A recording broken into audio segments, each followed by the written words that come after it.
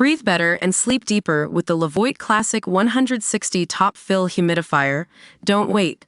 Check out the link in the video description to get your Levoit Top Fill Humidifier on Amazon today and enjoy a healthier, more comfortable home. Welcome to NewsFlash Now, where we bring you the latest news and analysis from around the world.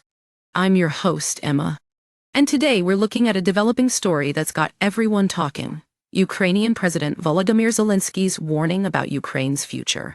In an exclusive interview with Kristen Welker on the sidelines of the Munich Security Conference, President Zelenskyy told NewsFlash Now that it would be very, very, very, very difficult for Ukraine to survive without U.S. military support. He also made it clear that Russian President Vladimir Putin is not interested in negotiating a ceasefire deal to end the war, but rather wants to lift international sanctions on Russia and allow the Russian military to regroup. This warning comes at a critical time for Zelenskyy and Ukraine, which is facing a devastating invasion by Russia. While the war appears to have descended into a quagmire, Russian forces have been making slow but painful progress, controlling around 20% of the country. The situation is dire, with Ukraine in need of weapons and soldiers to defend itself.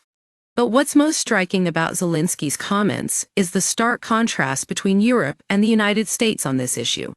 As we reported earlier, Vice President J.D. Vance criticized European leaders for not standing up to Russia, while Trump administration officials have been touting a deal with atoms that many see as similar to the Saturday Night Massacre, that infamous event in 1973. When President Nixon ordered Attorney General Elliot Richardson to fire Watergate's special prosecutor Archibald Cox, is a stark reminder of the dangers of executive overreach and the politicization of the justice system. And it's exactly this kind of behavior that Trump has been accused of throughout his presidency. But what's most concerning is how Trump seems to be ignoring these same standards when it comes to himself. While he's promised to clean up corruption in the federal government, there's no indication that he intends to apply those same principles to himself. So, what does this mean for Ukraine and the world?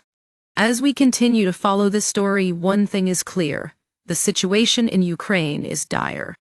And it will take a concerted effort from leaders around the world to support Zelenskyy and the Ukrainian people. We'll be keeping a close eye on this developing story, and you can trust NewsFlash Now for all the latest updates.